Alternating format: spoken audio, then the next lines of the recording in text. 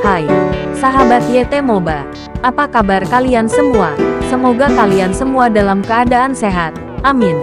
Sebelum melanjutkan ke ceritanya, jangan lupa tinggalkan like, komen, dan subscribe. Karena dengan like dan komentar kalian, yang semakin membuat admin semangat mengupload lanjutan ceritanya.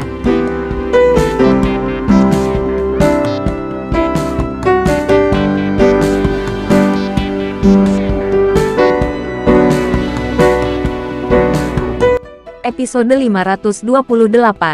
Kisah Ariel, anak bos besar yang berpura-pura culun.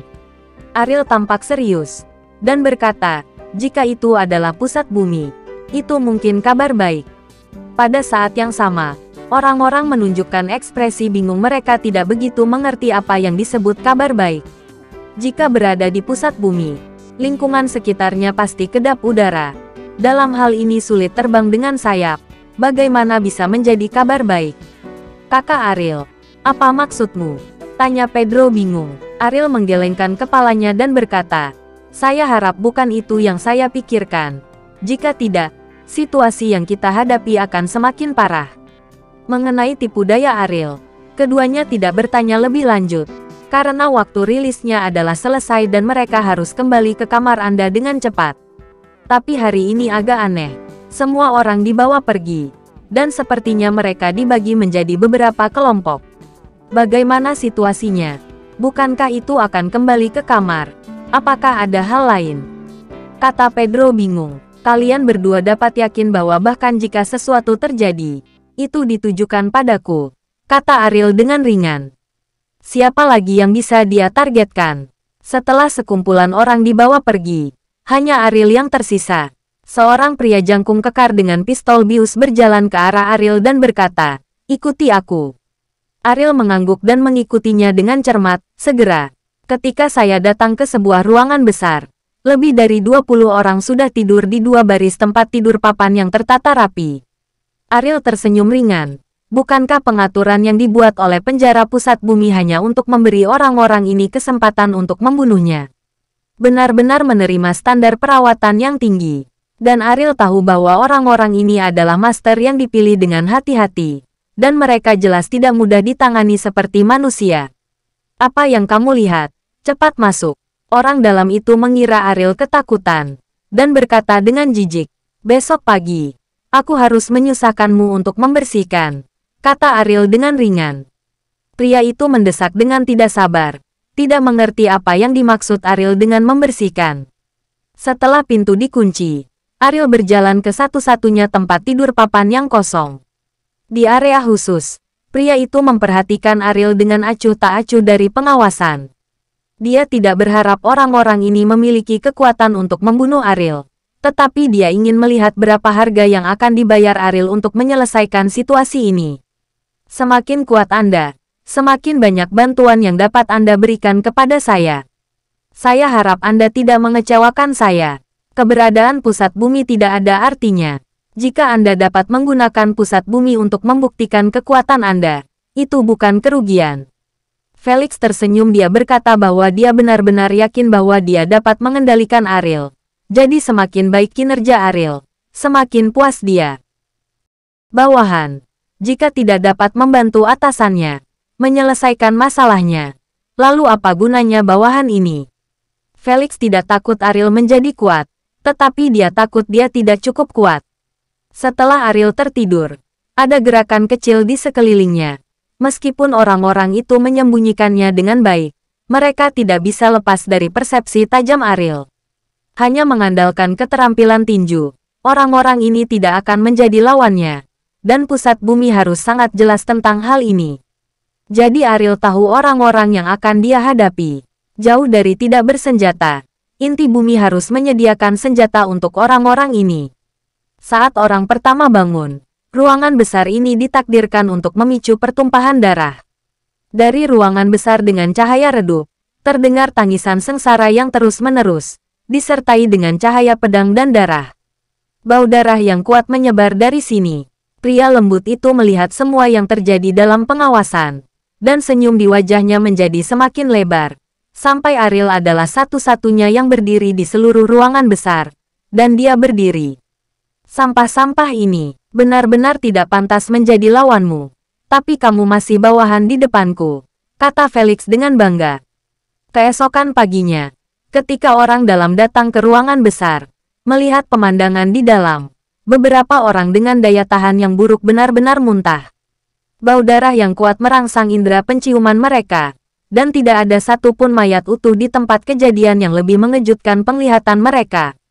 Pakaian Ariel diwarnai merah darah, seperti iblis yang terlahir kembali dari neraka.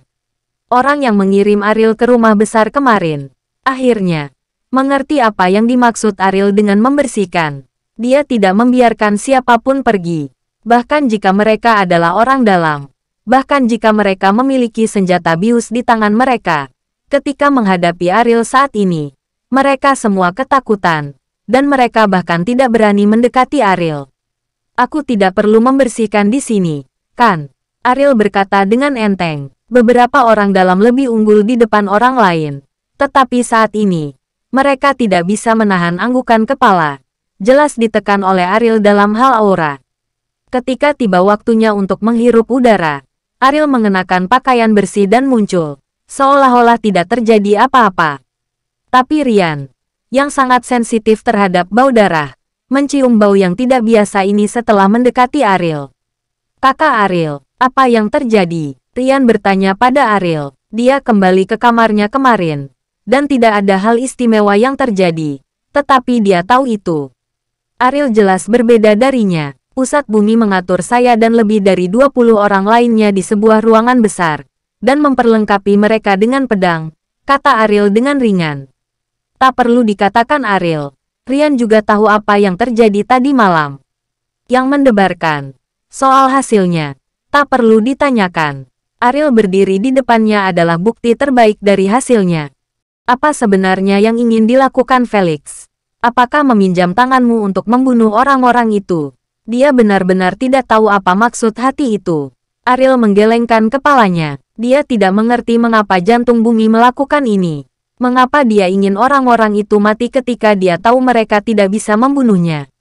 Mungkinkah mereka ingin menyalahkanmu? Tapi apa gunanya melakukannya? Ryan berkata dengan ragu. Pedro berpikir sejenak, dan menebak, mungkin Felix ingin membuat musuh untuk saudara Ariel. Saya berada di pusat bumi, jadi apa gunanya membuat musuh bagi saya? Ariel berhenti, tertawa. Pedro menatap dan berkata, mungkinkah Felix akan membiarkanmu pergi? Tidak mungkin membiarkanku pergi. Mungkin dia ingin aku keluar, kata Ariel. Inti bumi mengandalkannya untuk menghasilkan uang. Dan reputasi mereka berasal dari fakta bahwa tidak mungkin bagi siapapun untuk meninggalkan inti bumi. Bagaimana mungkin inti bumi ingin dia membunuhnya? Anda harus tahu bahwa meskipun hanya satu orang yang keluar dari pusat bumi, itu akan berdampak besar pada pusat bumi. Siapa yang akan mempercayai pusat bumi di masa depan? Dan siapa yang akan mengirimkan sejumlah besar uang untuk mengirim lawan mereka ke pusat bumi? Baik Pedro maupun Ryan tidak setuju dengan pernyataan Ariel. Kakak Ariel, kamu mungkin tidak bisa tenang dalam beberapa hari terakhir. Jadi kamu harus berhati-hati. Ryan mengingatkan Ariel, tidak peduli apa yang ingin dilakukan oleh jantung bumi. Bagi Ryan, keamanan Ariel adalah hal yang paling penting. Bisakah saya mati? Bahkan jika Tuhan menyuruh saya mati, saya harus hidup. Ariel berkata dengan tegas bahwa dia tidak hanya hidup untuk dirinya sendiri sekarang. Ada juga Kauri dan anak itu. Bagaimanapun juga, dia harus terus hidup, dan tidak ada situasi putus asa yang akan menghentikannya. Semua orang di distrik B adalah wajah yang familiar, tapi saat ini, beberapa wajah asing datang ke tempat luas. Jelas tidak ada yang pernah melihat mereka. Tetapi temperamen orang-orang ini juga sangat berbeda dari yang lain. Ryan dapat dengan jelas merasakan aura pembunuhan yang sangat besar pada mereka. Ini adalah aura yang hanya dimiliki oleh orang yang telah membunuh, dan jumlah pembunuhan pasti banyak. Orang-orang ini, apakah mereka berasal dari area A? Pedro berkata dengan ekspresi terkejut. Dia hanya pernah mendengar keberadaan area A sebelumnya, tetapi dia belum pernah melihat siapapun di area A. Area A, Pedro berkata bahwa kakek Ariel kemungkinan besar akan dikurung di area A. Ini adalah berita yang sangat penting bagi Ariel.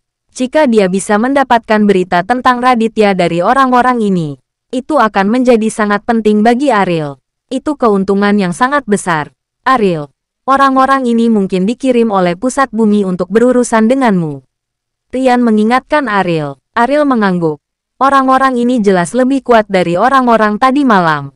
Dan malam ini akan menjadi malam penuh pembunuhan dan darah. Bersambung.